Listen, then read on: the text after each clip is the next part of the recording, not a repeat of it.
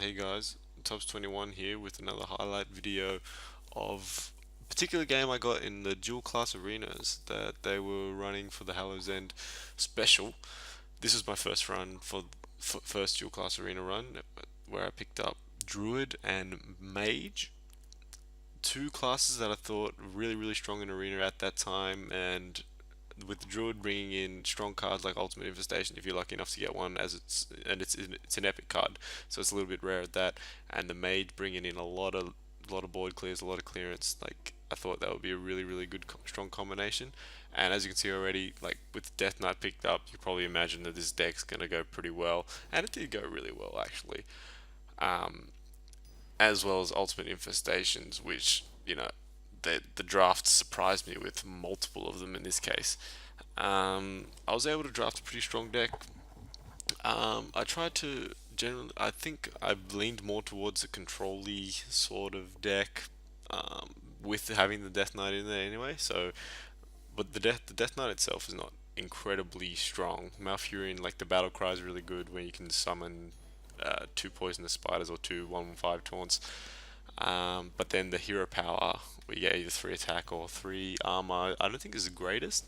But what I tried to do after picking up a few of those like really big cards early on, Ultimate Infestation, Fandral, with Malfurion as well, definitely wanted to bolster the early game, so that's why I ended up picking a lot of 2 drops later on, just so I could get survive the early game and get hit my big cards, hit them with the Ultimate Infestation, and drop my deck. It's kind of ended up being a tempo deck, right? Because I just wanted to keep dropping my hand, play Ultimate Infestation, and see what would happen.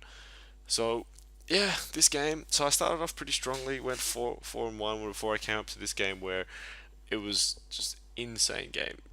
Well, it was pretty crazy playing it, but then it kind of fizzled out at the end. But like the first couple of turns were really interesting. So hopefully you guys will stick around at least for that much. But yeah, so pretty basic start. No, I don't have much of a hand to begin with, and he drops the Bluefin on is that Bluefin or the Gladiator or something like that? I can't remember the card name. And so that's one of the benefits of having the Mage hero power, is that I'm able to ping the 2/1 in that situation. Where if I just had the Druid hero power, I'd have to hit the 1/1 taunt. So if you were to have this combination, you prefer to have it in this order, I reckon, with the Druid hero cards, and then the Mage hero power as well. But obviously, the Mage Jaina's portrait was a lot better than Malfurion's in this case. So I don't know. It depends. I guess it's personal preference. In this case, actually think retrospectively that Tar Creeper might have been a better pick, just so it was another card that I can just drop. But I also wanted a strong body that I could play in the next couple of turns, because just so I could get something out there, and I could coin it on 5, play it on 6 if I had another play or had to do some clearing or something like that. But luckily enough, I got a 2 drop off the top. Um, I think the Sorcerer's Apprentice would have been a good play this turn in combination with the Arcanologist. I think so. I could then, if it survived, I could get the Dark Aracol on turn 5 without having to play the coin. What I ended up doing is just pinging anyway, which I don't know if it's a great idea, because uh, he has the 1/1 isn't that big of a threat when I've got the taunt in the way, and getting more board presence is kind of the idea. It has that tempo feel. I have Ultimate Infestation in my hand. I want to drop. I want to play all these cards so I can then play it and not overdraw myself. But he has the perfect answer with the 5/5 taunt. So good for him. I luckily have Bite in hand. Drop that and get the nice veteran off the top, so I can clear the 1/3 Northshire. But then again, the Northshire wasn't that big of a threat in the first place, because he doesn't have the priest hero power, so it's very difficult for him to actually heal and draw off of it. Which is one things that did come in with dual class arena, is that you did have to modify your drafts based upon the hero power you actually do have. In this case, this guy's, I think he might have had 2 or 3 Northshires in his deck, and you're wondering, what do you need all these cards for, dude? Like, maybe it was just the best option to pick at the time, but yeah. So Fandral, the first half of his Thoughtsteal, you would never imagine what the other half is, as he just played it just then. Drops him out, gets Fandral the first half of it, and then the Malfurion straight on turn 7 absolutely floods the board with a whole bunch of beast crap. Now I was fuming at this point. You can see me checking the feed, just unbelieving that actually happened. That actually happened. Okay, that's like, I don't know, 1 in 20, 20 times 20, 1 in 400 that he got that hit. Now, retrospectively though, I would prefer that over two ultimate infestations. If you got two of ultimate infestations, that'd probably be more annoying to deal with, in all honesty. And I didn't think about clearing the Fandral at the time because I was like, what? Obviously, if he got the Malfurion, it would be a very, very bad turnout. Very, like, a very shit turn of events for me.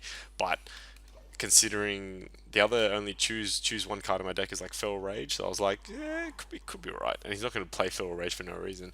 So yeah, I kept Fandral around for as best as I can, and then now I was really in like damage control mode. I didn't want to play anything big. Like in that turn, I did think about Fire Lancing Fandral, but the only problem with that would be I'd end up with 1/5 drop on the board, and the taunt, I guess. But then both of those would just get cleared off by the spiders, and then I'd be exposed. So I was thinking about wanting to drop as much stuff as possible. And the reason why I play the Frozen Clone as well is so I can get more minions off of him, essentially, as opposed to playing the pint-sized summoner.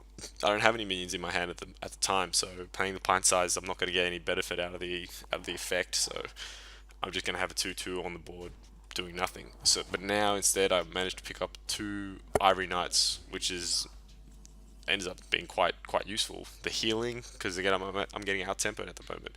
The healing allowing me to stay relevant in the game, as I can just pick up Spreading Plague here. Now this actually, I think this one was the right choice where I chose the Spreading Plague, but I misplay the actual playing of the card because I was confused at how it works. I thought it spawned 1/5 taunts for every minion your opponent has, but it only spawns until you have matching boards. So I made a mistake with that one, but you'll see that later. And then I can drop, now that I have minions in my hand, playing Pint-Sized Summoner actually makes sense. So I can play those minions that I have at a discount because the rest of my hand is just, spells, full spells. One thing I guess I kind of failed to notice is that with the Fandral still stinking on the board, his hero power actually gives him the armor and the attack. But I imagine in his condition, if I leave the Fandral up, it's no big deal. It's just a 3/5, right? Because if I'm going to win this game, I have to win the control game essentially. So him putting on more armor is not going to be any different, and it's not like he's going to be picking armor if he uses his hero power at all. He's going to be dropping the attack bomb every single time. So luckily, I managed to minimize the amount of damage I was taking, and the Spreading Plague definitely helped with that, being able to drop a taunt line in front. So um, here I was just thinking about how I'm actually supposed to play the card because I don't often play Druid in Arena or I never play Constructed anyway. So ended up misplaying. I should have ended up with one extra Scarab, but it turned out to be all for moot anyway. But what I was trying to do here is obviously if I can just stop taking damage. I have heals in my hand. I have the Moonglade and also the Ivory Knight. And I have the ancient um, Blossom of the Ancients, Ancient Blossoms. I don't know, one of the two in my hand. I can't play that just yet, just because he runs Poisonous into it. So it's basically might as well be a 0/0 out there, or a 2/1 because he just runs a spider into it. But turns out it doesn't really matter. He drops the horror on me, and I was horrified at that point because he keeps hitting every single turn. He gets that 3 damage hero power in, and who knows what strong cards he probably has left in his deck. Okay, because the thing about Druid is it doesn't have any straight hard removal. I have cards in my hand that do damage, but say he plays just on some turn just plays an 8/8, um, or just plays something smalls and dino sizes it. I'm just trying to think of what cards he could possibly have, or anything like that, or Tyrion. I mean, like I would have a pretty tough time. It would take me a whole turn to deal with Tyrion, and then he gets the 5/3 weapon, so it's really tricky. And see, he brings me down really, really low. I think I misplayed that last turn, just dropping that. It's very difficult, obviously, for the priest paladin hybrid to have 7 damage burst, but still possible. So I probably should have healed up or at least dropped a taunt in the way. But And I think I misplayed this turn as well. Probably no. This turn was okay. Bring my health back up a little bit. And yeah, that was fine. What I'm talking about. But yeah, based off what he just did the previous turn though, he just basically hero powered and attacked. I'm thinking that in his hand he doesn't have obviously any minions. He's just got spells, probably just removal, or even like AOE burst or something like that. So I'm not in that big of a threat from burst damage, and that's one of the reasons why I consider playing the Ultimate Infestation this turn. Um, it's probably not a great idea now to look at the board state, but yeah. Anyway, what I did, I was a bit worried about my mana there as well because it was only showing I got 8. I had a little bit of a DC problem, I think. Or maybe I hadn't had it yet, but yeah, I end up going with the web weave here, which is definitely 100% the wrong thing because the Earthen Scales is actually worth like 7 armor if I drop it on the Corrupted Heal pot.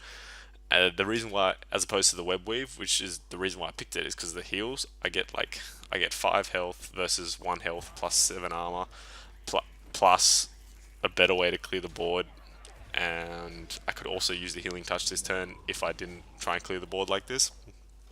Plus, it makes sense to trade in the corrupted heal bot because he's going to, if I start dealing damage to him, it's actually the death rattle is actually going to benefit him. So that was a definite misplay, but still okay in the end. Turns out that his hand actually was full of just purely spells. He's just trying to top deck minions at the moment, and this position is when I realized that him taking Fandral and Malfurion is probably not even that bad. Um, because if he has like a ultimate infestation in this position, it definitely like completely stabilizes him, gets him to draw a fresh hand.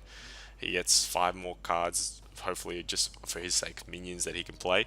So in this situation again, like these ultimate infestations are just clogging up my hand. So this is the one disadvantage of drafting 3 of them, I suppose, is that if by time it's turn 10, you've already drawn like 13 cards.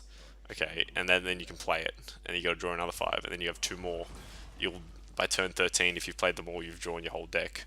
You know what I mean? And that's obviously you can't play that many cards. So I think it's a bit unnecessary. Just if in case you're doing an arena run, you get Druid and you see 3 ultimate infestations, it's probably 3, like 1 too many. I think 2's okay, but 3's a bit too much. But so it turns out at the end of this, yeah, you could see from this turn actually what was in his hand.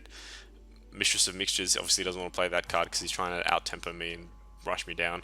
His third Northshire Cleric, I mean, this guy's, I don't know what kind of deck he drafted, but I guess a bit imbalanced. And then 2 Spirit Lashes, like, yeah, that was what was in his hand, and you know, it's very very difficult for him to try and rush me down with that kind of hand.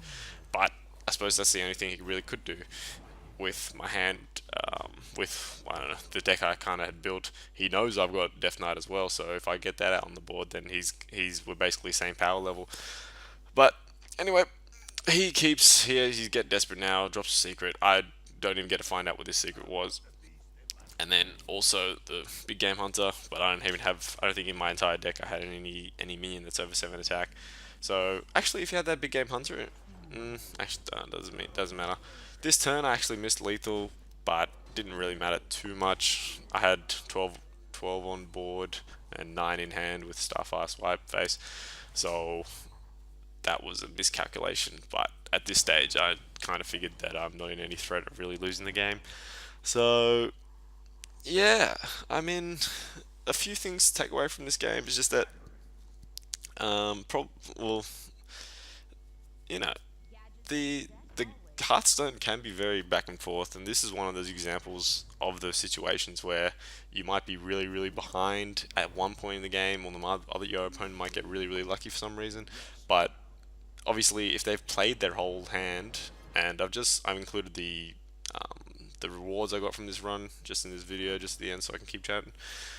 if your opponent's like played their whole hand and is running out steam and stuff like that, you can't like give up on the game, because if you just pull it back a little bit, clear their board, and they're top decking, and you've still got a few aces up your sleeve, then you're in definitely a good position to win the game. If you've drafted incredibly, like I have in this case, Ultimate Infestations plus Death Knight plus the second legendary. This deck was ridiculous, I'll be honest, but I just found it like crazy that that guy managed to take both my legendaries with that one Thoughtsteal. Anyway, hope you guys enjoyed the dual class arenas and learned something from that. And thanks for tuning in. Cheers.